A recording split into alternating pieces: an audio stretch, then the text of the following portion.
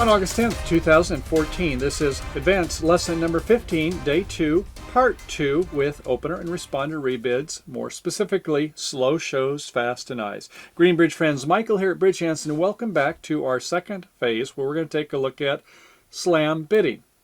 We have a lot more of them coming up in Part 3, 4, and 5, but here we're going to take a look on the splinter bid. Well, back early days when it was created by Dorothy Trescott, she called it the sliver bid, just a little bit. We call it the splinter these days, but it's where we have a singleton or a void. We're making a extraordinary jump, more than just a 2-level. We're going 3 levels all the way from 1 of a major to 4 of a minor. Could be harsh by some of you, that's a whole nother discussion, but it's where we have definitely some interest in slam, but it's different, I hope, than it is for our Jacoby 2-no trump, which we'll discuss in Part 3 through 5. Now you recall the Jacoby 2-no trump is where we have 12 or more high card points, and we may or may not have shortness, but we do have 4 trump support. So the splinter bid must be something different. So when it goes 1 of a major, not a 2-level, not a 3-level, strong jump shift for some of you, but a 4-level in a minor suit that says we have 4 trump, and it probably should be something less than 12 high card points, because what's the purpose of having 2 of them that do the same thing? If we have Jacoby 2-no trump, and if we're using slow shows, fast and eyes, when we have more, 12 or more high card points, use that for your bid where you're bidding slower with more points. Less likely to have the opponents interfere anyway, hopefully. Whereas if we have lesser points, the opponents have more likelihood for points. Now we want the kind of semi-preemptive bid of making, say, 1 heart, 4 diamonds. Pretty hard for them to bid 3 or 4 diamonds because we've already bid their diamond suit, haven't we? And we use that with fewer points. So that would be something like 9 to a bad 12 high card points, I suppose. Don't do it with a good 12 to 13 points. Now, some of you want to take a look at it from losing trick count, or what I prefer by responder is cover cards. So if you've got 3 cover cards, fine, that's a good time to do it. Remember, you get to count that shortness also. You might have 4 cover cards. You might have 3 kings or maybe an ace in there somewhere, as well as a shortness. Now you've got a very nice opportunity. You've certainly only got, with 3 kings, 9 high card points, but with a singleton, yes, you might have some chances for slam if your partner has maybe 5 losers and you've got 3 plus 1 cover cards, the primary honors, that is. Well, let's take a look at the survey and see how folks bid when we presented this answer. When do you use a splinter bid? Question number 9. 4 trump and 12 plus points, 66%. I think we probably should have said high card points, but since it was just used as points, some people might have mistakenly thought it was playing points and not high card points. And then 4 plus trump plus 9 to 12 points, 18%. Well, I think that would be what I would recommend, is somewhere in the 9 to 12 points for high card points for a splinter bid. The others were asking with 3 trump and varying points, and most people would say, no, we don't do it with just 3 trump. We need to have 4 or more. On a good day, you may have 5. Okay, so let's take a look at some hands that we have and see what we can do to go ahead and bid splinters to see when we have working honors versus non-working honors when the splinter bid is made, which helps us to know, since our partner does not have a terrific hand, that was the Jacoby 2-no trump, you'll recall, but where they have some reasonable valuables, 3 or 4 cover cards, and some interest in slam, maybe with only 26, 27 points as a partnership, but if everything fits with the short suits and we can rough them out, maybe promote a side suit, let's take a look at some of those now. Okay, in our first hand, hand number 9, South is dealer, and has a glorious 5-5-2-1 shape. King, Jack, 9-8-7 in spades, Ace, King, 5 times, 3 intermediates in clubs, small baby diamond, and a nice King doubleton in hearts. So all primary honors, we like that. 5-5-2-1, 14 points. Another couple distribution for those 5 card suits, maybe more than that even. So what's our losing trick count? Well, it's something we don't count. Why is that? Because we don't have a partnership fit or a semi-self-sustaining suit. If we have a suit quality of 9 or more, fine, do it. But here we've got 5 long and only 2 honors. 5 plus 2 is 7. No, it's 2 away from being a semi-self-sustaining suit. Moth-eaten honors could be that our lefty over in West has some of those tendencies. So for right now, it's just going to be a 1 spade call. Forget the losing trick count. Okay, over to the West hand, it's a 6-4-2-1 and another shapely hand. Ace, 10, 9, 8, 7 little, 6 times in diamonds. Queen, Jack, 10, 9. Love those clubs. I wish it was my diamond suit. Small heart, singleton, and 10 doubleton, and righties, spade suit. So we'll pass. 2 diamonds, which are 12 or more, 3 diamonds. I don't think we have the hand for that. Okay, to the North hand. It's a 5-4-3-1, another shapely hand. Hearts, ace, 10, 5 times. Our partner's spade suit, ace 4 times, 3 babies, a singleton club, and king 3 times in diamonds. So, do you want to bid Jacoby 2 no trump here? I hope not. This is a splinter lesson on part 2. And what I'd like to impress you is bid more with less, slow shows, fast denies. So in this case, we don't have that much. We've got 11 high card points. True, we've got 3 for our singleton, but high card points is less than 12 or more. Getting pretty close, mind you, and I like the fact that we all have primary honors. I would still say, though, go ahead and use the splinter bid. That way, if East has some long suit, clubs, we go ahead and we beat them to the punch. So 4 clubs it is. Remember, 2 clubs shows 12 or more. With the 2 over 1, at least 10 or more. With standard American, 3 is a strong jump shift or a weak jump shift. So a double jump or a triple raise in another suit is a splinter bid, showing 4 more trump. And what I would suggest is we use it with 9 to maybe bad 12-point hand. So okay, 4 clubs it is. Over to the East hand, it's a 5-3-3-2. Hey, somebody's got a flat hand. And look at all these quackers, nothing above a queen. But Queen Jack, 9-8-7 in hearts, Queen Doubleton in spades, Queen Jack third in diamonds, and 3 small clubs a pass. To South, well, yes, now we can go ahead and count our losing trick count, can't we? Sure, we have a partnership fit. So our losers, 1 in diamonds, 1 in clubs, 1 in hearts, and probably only 1.5 maybe in spades. Our partner's got 4. So yeah, if our partner's got 3 honors, we've got about 4-ish losers. We're going to be a deep clover. But we can go ahead and do some precision betting to do that. Now, we don't like the fact that we have ace, king 5 times in the partner's short suit, a singleton or a void. But if they do have a singleton, 5 and 1 makes 6. They have 7. They're usually 4-3. How often? Well, let's take a look. Let's go over to bridge hands, and we can see that if we were to look at probability of card distribution, we can see that when we have 7 outstanding, it's 4-3 or 3-4, 62% of the time. It could be 5-2 against us, only less than 1 1/3, 30.5, and 6-1 if you're really unlucky. Maybe you're playing the wrong game. No, not really. It can happen to any of us. It's only 6.8% for that to happen. So I think, yes, we like the fact is that despite the fact they've given shortness, we do have the ace-king in the suit. Now, if it was 5 little, we'd have to rough that suit out from here to kingdom come. If we had 3 little, then it's great, because now it takes our wasted values and our partner makes our weakness a strength.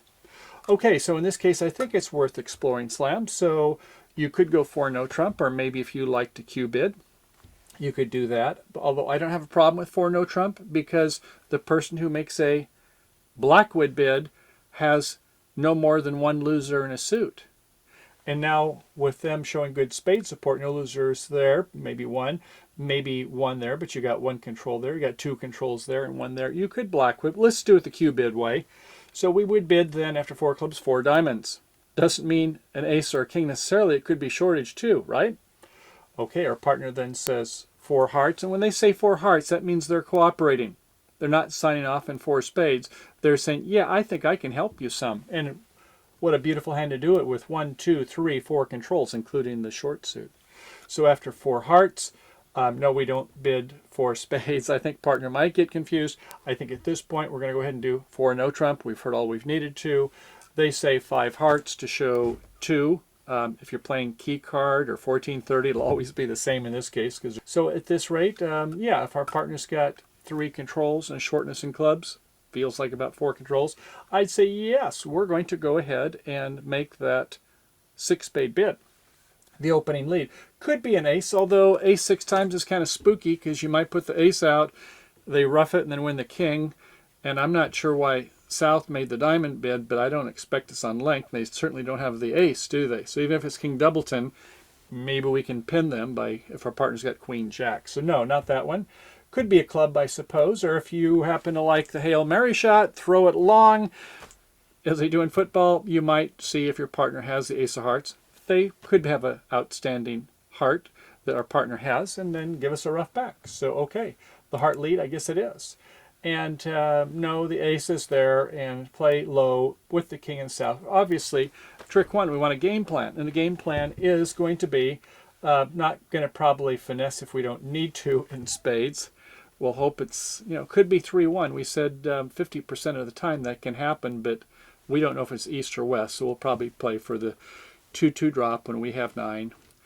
8, ever. 9, never, for the most case, unless they've done some bidding or some other things to make us think otherwise. Okay, so we've won the king, and we're going to go by trying to promote the club suit. And why not the heart suit?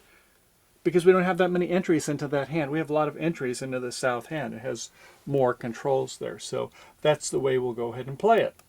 All right, so we play the first spade up to the ace. Now, if it goes low to the 10, then I guess we're going to have to make a guess, aren't we? But we'll see what happens. We play another spade. Fortunately, they played the queen, which means it almost has to be Doubleton, right? Or why would they go with the queen if they had 3? Okay, so that worked nice. It was the 5-4-2-2 suit. We can go ahead and now play ace of clubs and count. Remember, we're hoping they're 4-3, right? So that's 1 round. That's 2 rounds. We pitch a heart, I suppose. On the 3rd round, we rough, and they both play. So it was 4-3. One of them has the 4th, and we can go ahead and rough again if we judiciously. So the ace of hearts, we rough a heart back into our hand. 1 more club to get that last one out, and we use that beautiful 4th spade to rough it. And now we can go ahead and play a heart back, and we rough that. We can go ahead and promote our club. And we're going to play our diamond. They will take the ace. They're not going to let that one slide by. In match points, they wouldn't want to give us an over trick, make at the 7. And then they come back with a diamond, and we do win our 12 tricks. So, what did we have? We have 14 high card points in one hand. And what do we have in the other? 11 high card points. 25 hard card points. Made a slam. How about that? Because we used our conventions. In this case, I think the splinter bid is more succinct than the Jacoby 2 no trump, although if you wanted to argue and say, well, Michael, it looks to me like you got 11 high card points and a singleton with 3 controls plus 1 more, 4 controls, I like the Jacoby. I couldn't fault it too much, but bear in mind that if you use 2 no trump and there was a ton of clubs over here by East Hand and they go to 4 clubs, the auction starts to get a little bit more tenuous, doesn't it? Well, okay, let's go ahead and try our next hand. Okay, on our second hand, 9B, pretty close to the same hand here in the south as far as high card points. Yes, we have an ace-king of clubs, not 5 this time. King of hearts once again, Doubleton, and king-jack 9-8-7. But this time in diamonds, we have 3 babies. Once again, we'll open 1 spade. Over by Westy, same hand again, and they don't have the queen of clubs, but otherwise pretty close. 6-3-2-2, their pass. Over to the north hand, close but not quite the same here either. We have 2 aces in the majors, a queen of clubs, and we have a 5-4-4-0. No diamonds at all. So here again, this is a good time to splinter. Splinter to 4 diamonds. Never know, maybe over in the east hand, they have a lot of diamonds over there. And so that kind of prevents them from coming in. If we had 12 or more high card points, we would use the Jacoby 2 no trump. Ostensibly, they wouldn't have as many points to go to 3 or 4 level at that point in time. But in this case, 4 trump, yes. And a void, we're going to go ahead and bid for diamonds. To south, well, we don't have our 5-card club suit, but we like the fact that all of a sudden these 3 worthless diamonds are now turned into 1 or 0 on account of our partner's shortness in diamonds. That's just what we wanted. So they do have trump support. So what's our losers? Well, we've got 1 loser in clubs, 1 loser in hearts, probably 1.5-ish in spades, and at worst 1 in diamonds. No, we don't have 3 losers in diamonds anymore with their shortness and 4 trump. So I think, yes, we're going to go ahead and want to be checking out slam. Now, normally we couldn't go ahead and do 4 no trump because we have more than 1 loser in a side suit. But yes, now just go ahead if you want to and bid for no trump. If you like Q bidding, you'll go 4 hearts. So let's say 4 no trump goes to partner. And what do they do with a void? Well, with a void, it depends whether they have an even or an odd number. Now, they've already showed shortness, haven't they? They've showed shortness in diamonds. Is it a useful void? Yes, we think it's a useful void. Our partner went for no trump. So with a useful void, we go ahead with a odd number, 1 or 3. We bid that suit at the 6th level, assuming it's less than our trump suit, and it is a useful void. That would be 6 diamonds with an odd number. With an even number, in this case we have an even number of aces, we bid for 5 no trump. We bid more evenly. So we'll go ahead and in response to 4 no trump, we'll bid 5 no trump to say we've got 2 aces and we've got a void in a useful suit. And they know what that is because we already showed a singleton. So, okay, no losers now. And so we know we've got the controls here. And if our partner's got 2 controls, then wow, in the majors, hey, we might not have any losers at all. If you wanted to go ahead and explore for a Grand Slam, you could go ahead and start Q bidding kings. Let's just say they sign off, though, in 6 spades. The opening lead, okay, well, not going to lead the ace of diamonds since they've shown a void, this time for sure, over in north. You can ask, don't ask during the auction, please. It might help your opponents to hear with each other what they've got going on if they're a little bit fuzzy on something after the auction. Before you make your opening lead, sure, you can go ahead and ask to explain every bid of the auction. You don't want to ask just on one specific bid, or it gives an inference to your partner you're only interested in one specific thing, and you're giving unauthorized information to your partner. Only ask for explanation of all the bids, including hesitations. No, hopefully they're not hesitating. Okay, so we're going to go ahead and lead something else. Maybe because there's a void, maybe you'd want to lead a trump. If you've got 2 and your partner's got 2, well, everybody knows what the honor is that your partner has if it's a queen or king. That's the downside. But maybe if you think that something's going to happen, roughing out in your diamond suit, maybe, I suppose. I think I would lead the jack of clubs just to have a little more suspense on how the trumps fall. They might think it's 3-1. They might guess wrong. Anyway, this person leads a spade. And by the way, if you have a singleton, don't lead a trump, right? Because if your partner has jack 4th or queen 3rd, everybody knows who's going to get finesse. So singleton trump leads are usually bad. Now, if it's you think they've got 5-5 against you, like 1 spade, 4 spades, and they're doing it preemptively, then I suppose it's fine. Okay, at any rate, partner dutifully goes up with the queen, not too happy about it, wins with the king in the south, fine. And we go ahead and I guess we're going to try roughing out these diamonds. We've got 3, they've got 10. So we rough 1 out, come back with a heart, a little bit of a risk. We've got 5-2 is 7. I don't think it's going to be 6-0, or we would have heard one of them come in if it happened to be at least the west hand. But okay, if you don't want to pull trump right away because you want to get some more roughs in, play another, rough again. And at this point, you'd love to rough that last one, so I guess you'll come in with a club suit. You've got 4, 3 is 7. They've got 6. Hopefully they're not 6-0 there either. They don't seem to be. Now they could be. Where there's 1 singleton, another often exists. Where there's 1 void, another may exist. But it looks like you were okay this time. So you're going to rough out the last one with the ace, and they've still got 2 left.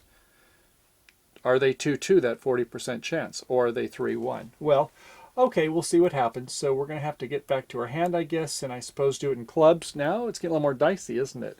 You're hoping that they're not going to be where they're that short, and apparently they weren't that short.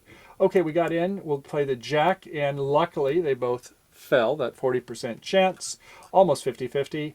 And now we can go ahead and claim. Got the spades, the ace of hearts, and our partner's got the outstanding queen. And wouldn't you know, they were 3-3 anyway. You could make 14 tricks. And how often do they fall 3-3 when you've got 7? Once again, the probability of card distribution. If we have 7, they have 6. It's 4-2, 48.5% of the time, roughly 50%.